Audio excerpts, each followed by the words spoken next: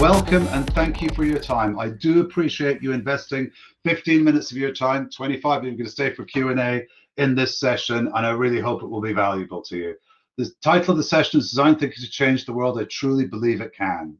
So, sorry, I'm just going to get control of my slides here. Here we go. So this is the statement. Design thinking is an iterative process in which we seek to understand the user, challenge assumptions, and redefine problems in an attempt to identify alternative strategies that might not be instantly apparent. That's the long-winded version. What we actually do is we create user-centric solutions.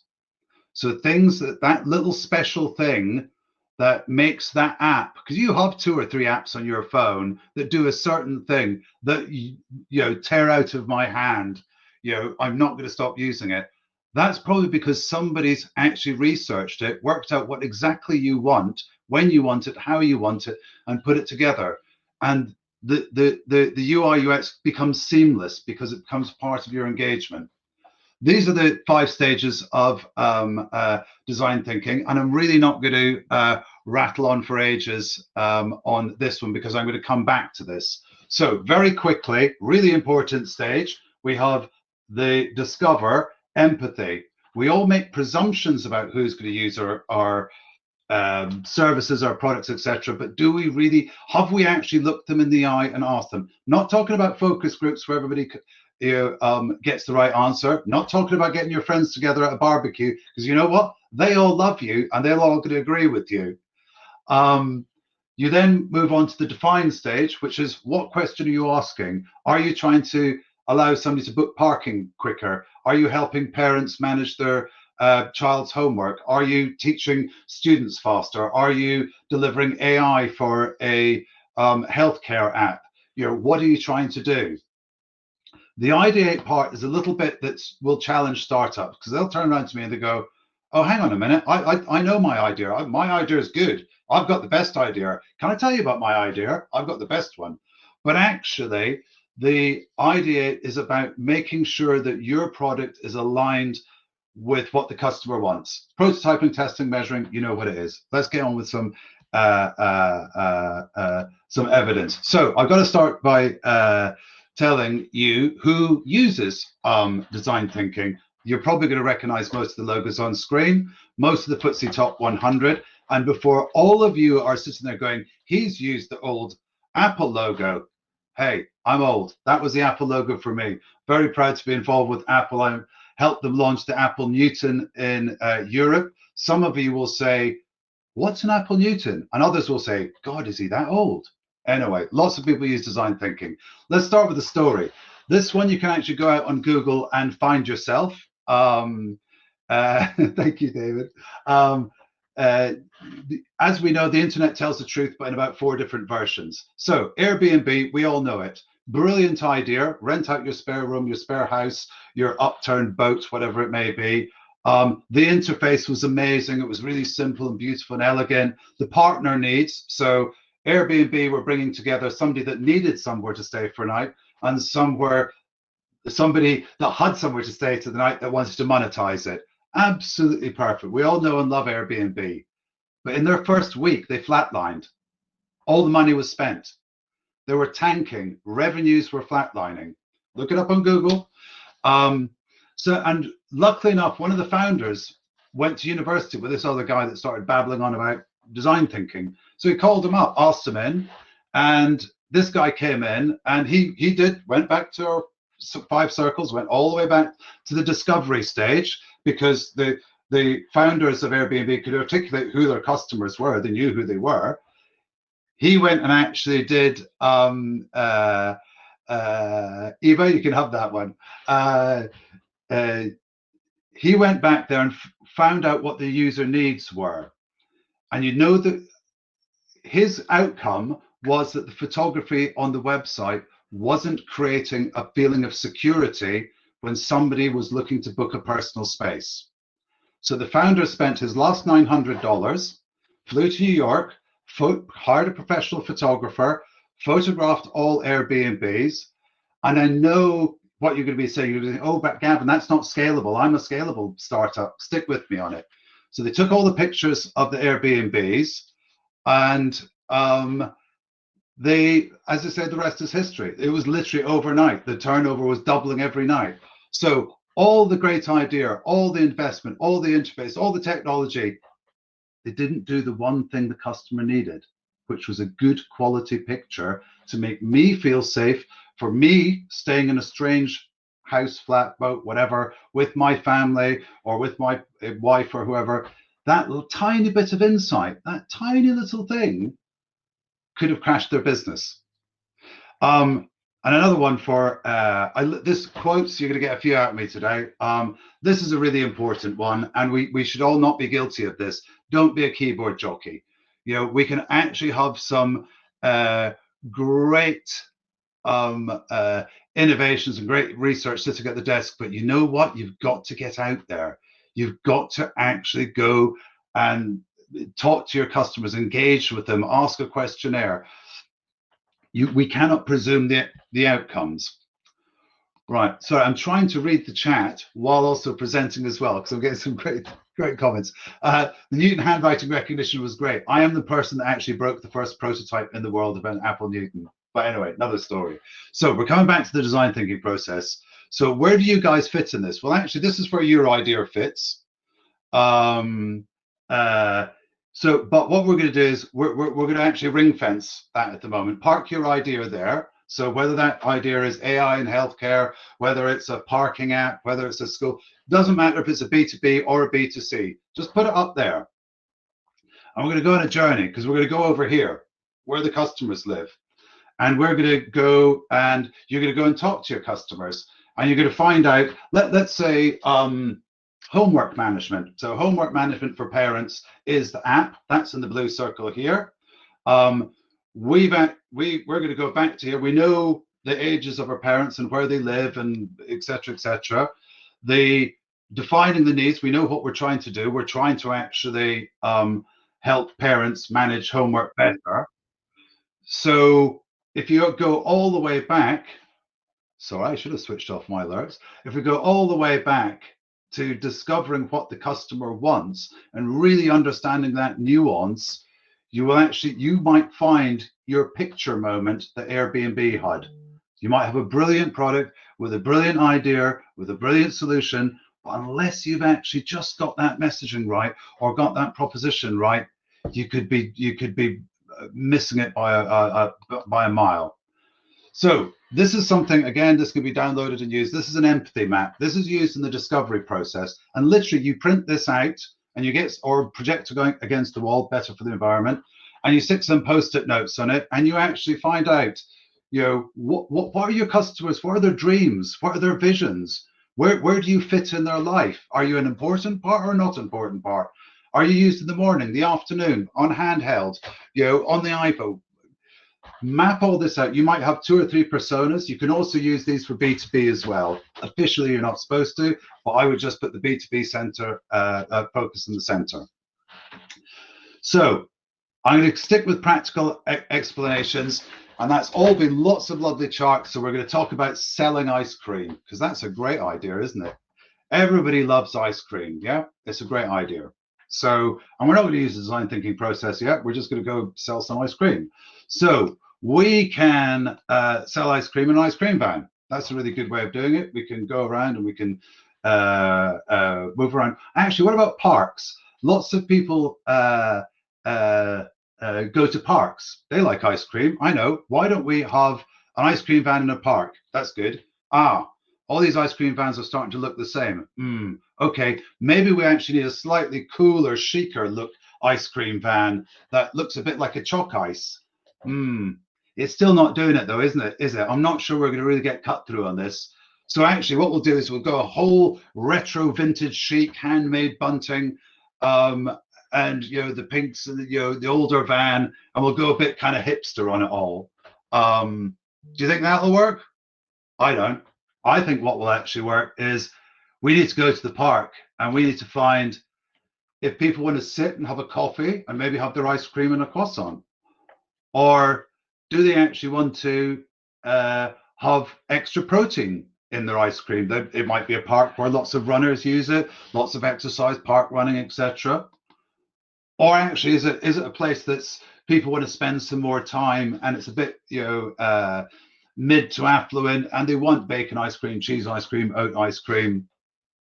Or do they actually want a dairy-free ice cream? The point of this is if you were to sell ice cream, you need to actually understand who you're selling it to and why, because it's a very crowded market. And that goes with almost all of the startups. You will be going into a competitive market. So understand your market. Go to that discovery stage, use those empathy maps, build the maps of your customers. Example, if you are selling a dairy-based ice cream, from my recent ice cream research, down the bottom one below the protein one, 63% of Polish ice cream purchasers prefer non-dairy.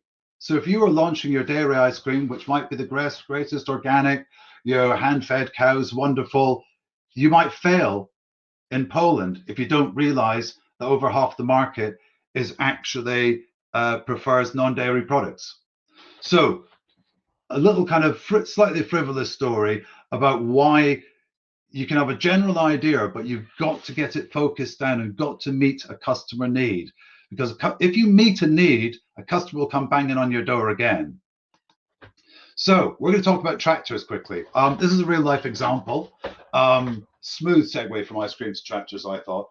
Anyway, I was doing some work for a company that did a €40 oil test for tractors. And their marketing message was, buy the $40 test for your tractor in case your tractor breaks down and you'll lose thousands of pounds through not being able to plow your fields. They presumed the marketing message. They didn't go and ask some farmers. They then hired me to do some design thinking and to find out, are farmers worried that their tractor is going to break down and they lose 2 days plowing and lose €20,000? Well, actually, it was interesting happened when I started talking to farmers. What happens when your tractor breaks down and you're losing thousands of pounds? They all turned around and went, what do you mean? The last breakdown one of the farmers had was 8 years ago. Because you know what? They borrowed their dad's tractor. Or actually, they borrowed their mate's dad's tractor. Or their mate round the corner. Or they actually have one of their own tractors that they keep in the shed because it's quite old and it's only worth a couple of thousand years, so it's not worth selling. But what I did discover was that all of them service their own tractors. They do like a 6-month service that they do themselves, spend a couple of €100 on it. That's where the oil test fitted in, because if they could actually make sure the machine was running properly, they'd be looking after the value of the asset. Because I don't know the last time you bought a tractor, they're expensive. So the marketing message should have actually been, take this €40 oil test and preserve the value of your tractor for when you trade it in. It wasn't about breaking down. So design thinking actually gave them the correct message to the correct audience, where a farmer would go, yeah, for €40, that's worth it. So my tractor cost me €70,000, as opposed to getting a message of, just in case you break down, and then going, I don't break down. If I do, I borrow somebody else's tractor. So the point of that story, apart from just talking about tractors, is the design thinking can be used in your marketing message. It can be used in your proposition. It can be used to just improve a part of a service. One thing that I work with very much hand in hand with design thinking is crowdfunding. I believe that's the next extension on, because if you go to the crowd and they don't fund your product, you know what? Your product might not be right for the customer. You look at Brewdog IPA, who got funded after all the PEs and VCs turned them down, and now their tribe, the crowd that they've brought of investors, it's almost like a cult. And this is a quote from a very good friend, John. I believe that by 2030, all innovative companies will need to validate their service, product, or brand via their tribes. The crowd will hold the power as we progressively digitize and consumers increasingly come to expect companies to be open and truthful. And here's one of your quotes for the day. Find your tribe and love them hard. Find the people that have faith in your product. Those are your investors, those are your crowd funders, and love them hard, because they will help. Like the Brewdog of this world, if you go to a dinner party with somebody that's invested in Brewdog, they take out their little Brewdog card and say, oh yeah, I'm an investor in Brewdog, I invested £50. And then they will tell you all about the Brewdog meetups and the Brewdog festival. Excellent, Micah. You know, so what Brewdog has created is over 100,000 micro marketing managers that are unpaid.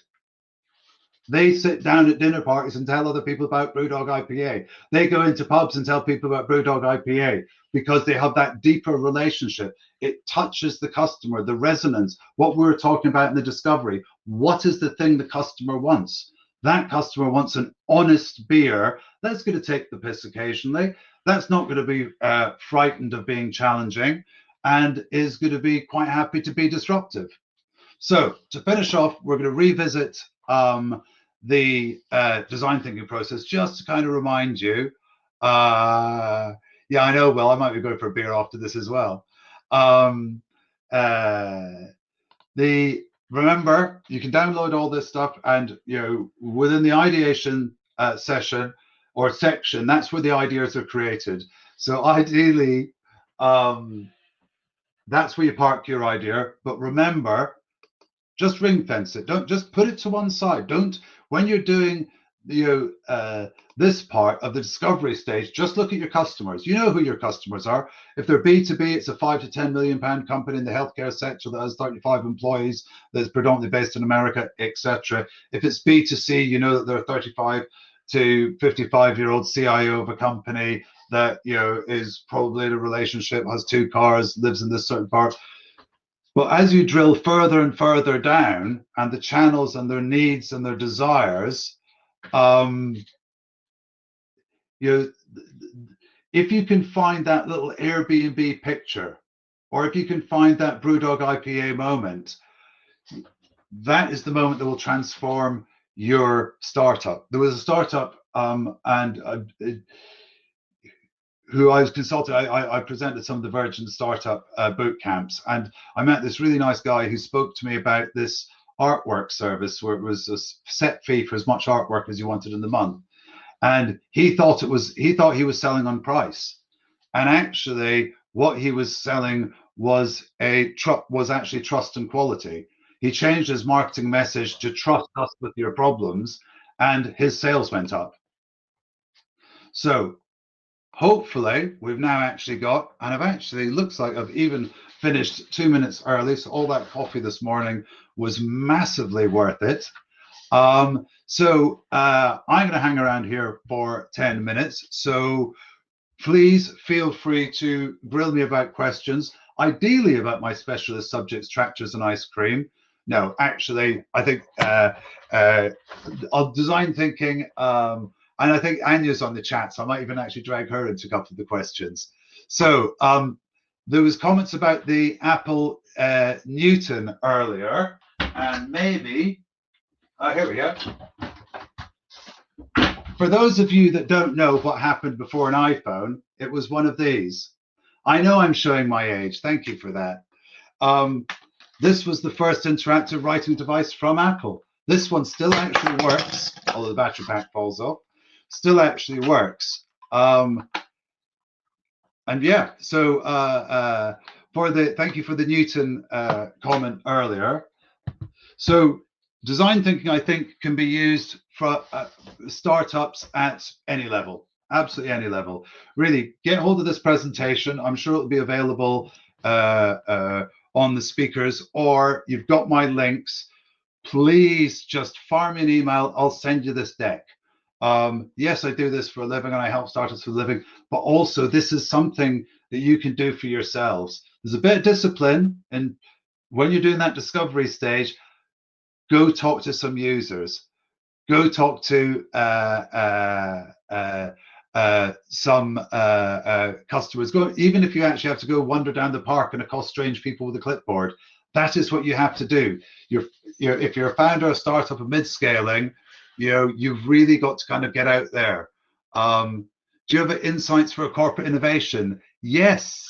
Oh, yes, yes, yes. I believe design thinking can actually be used to solve anything at any corporate level.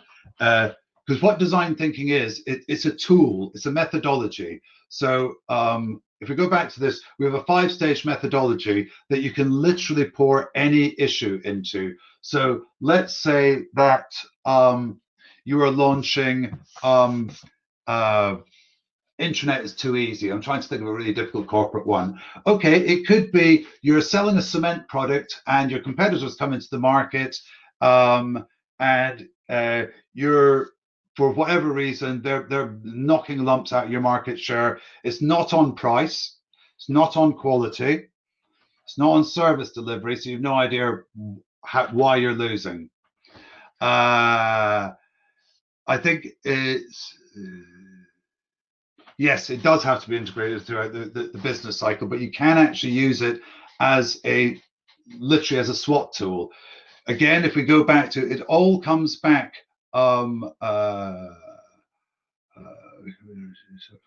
So I'm still reading the chats as they're coming in. It's all about understanding the customer, because if Airbnb hadn't found out that actually the most important thing wasn't the button, sorry devs, or in UI UX, it wasn't the business model, sorry strategists, it was actually the picture. And that unlocked what is, they then became a disruptive, scalable with non-scalable assets, etc. But yeah, so the finding the fly in the ointment, or the little trigger, can actually make. Have you also been convincing with things you find right? Good question. The things you find out, how do you actually validate that they're right? I think is that question. Yeah, you've got to be convinced with what you find out, because your insight, this bit, the customer bit, it's like the tractor story. You can sit and presume what somebody's pain is. I'm doing this app so people can book their parking in the rain. I'm doing this so people can order, hypoallergenic ice cream at home. I'm doing this because we all have our vision and our idea, but we have to validate it with our customers. Unless we actually validate it, I work with a Spanish company at the moment, hopefully, and Hal, you know who you are, you're out there. And we're going to do some disruptive stuff with the client. Wants to launch a new range of food products. And what we're going to do is we're going to have a couple of crates made up, and we're going to go down, we're going to paint up the van, hand them out, take names and addresses, get people to test them, get real feedback. And then when that client goes back to his board, it won't be this blind research said. There'll be videos, there'll be little clips of people saying, oh, I love this, but I didn't like this. Oh, the screw top's a bit weird. I like this labeling. Oh, I don't like this bit. It's customer feedback. And then that takes us into the prototyping stage. So we go, okay, they didn't like the screw top. Let's make it a pull top or a twist top. Okay, let's make that. Let's make 12 of them, go and give them out at the local supermarket and see what people think. Okay, we had a better reaction to that. It needs a pull top. So you can never stop improving. Yes, ideally everybody wants to be a unicorn and wants to have that great idea that scales like an absolute rocket, but realistically you have to keep innovating and keep improving. The one of my favorite apps is a British app called Trainline, for when I book my trains, because when walking from my car to the station, I can book my ticket, pay for it, get my electronic ticket with my thumb in about 120 seconds. And for me, that's what's important to me. You can also use Open Lab in Stockholm. I know them.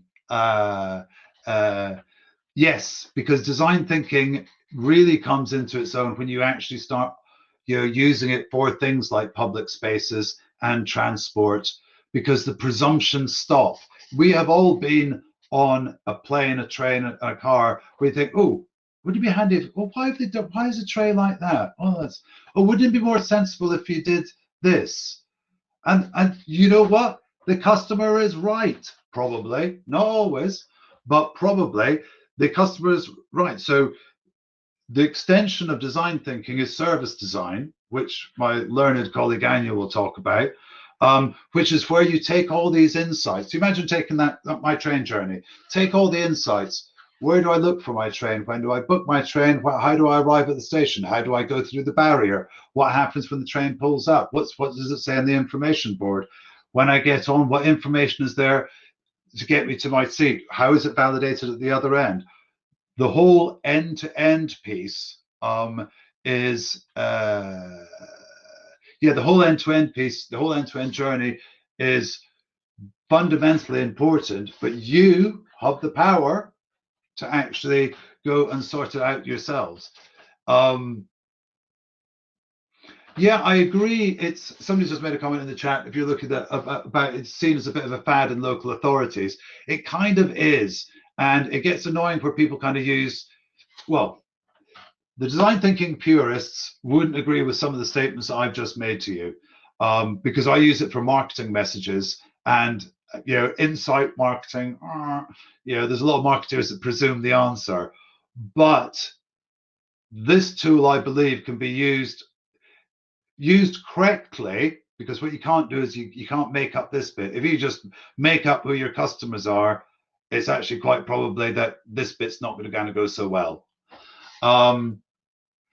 I don't think it's a fad. I mean, I've been involved with design thinking for many years, and it's brought us Airbnb. It brought us the flatbed. Flatbed in British Airways was taken out of a design thinking process. And it was really simple. They asked the customer what they wanted. Was it a bigger seat, comfier seat? More than? I said, no, flatbed. If you're saying no holds barred, what do I want when I'm going to New York or LA? I want a flat bed like I have at home. British Airways introduced the first flatbed, owned the space.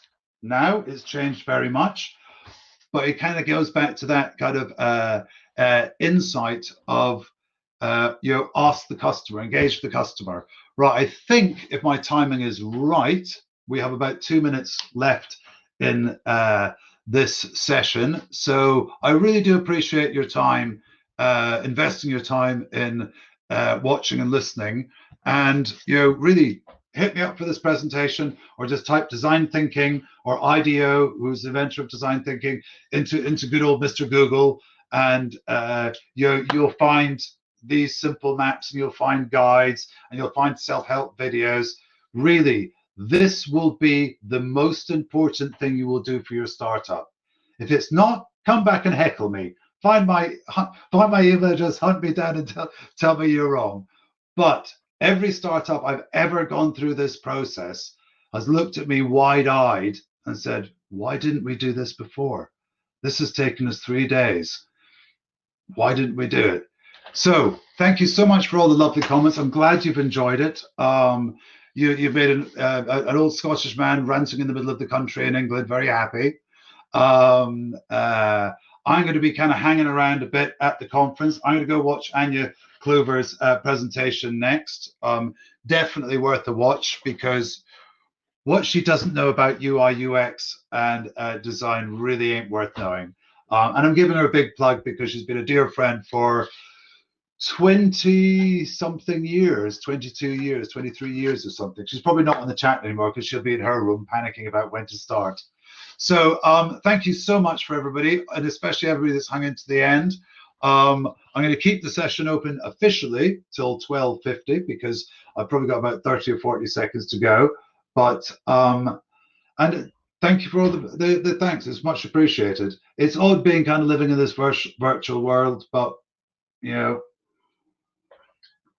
it's about getting on with it. There's no point in waiting for the new tomorrow. Today is here. Don't waste a moment. Get on with it. So I think that kind of takes us up to our time. The recording of this will be available. Find my profile, and there's an email in there. Look out for my Twitter. I'm a bit arsey on Twitter, to be honest. But hit me up on LinkedIn. Happy to have a chat. I'm now going to close this one off, because I want to go and support my colleague and compadre Anya in her session. So I hope you enjoy the rest of the day, and I may see you at one of the networking groups later on. I haven't really got my head around all the networking groups, But yeah, I'm kind of looking forward to it. So the numbers are dwindling. I presume everybody's filing well organized out the door, or out the virtual door. I mean, the good thing about virtual conferences is though the coffee's far better, because you haven't, it hasn't been brewed for the last 2 hours before everybody's turned up. So you all have a great day. I'm going to bail out now. Thank you so much for your time. Much love, and look up design thinking and use it. Thank you for your time, all. You take care.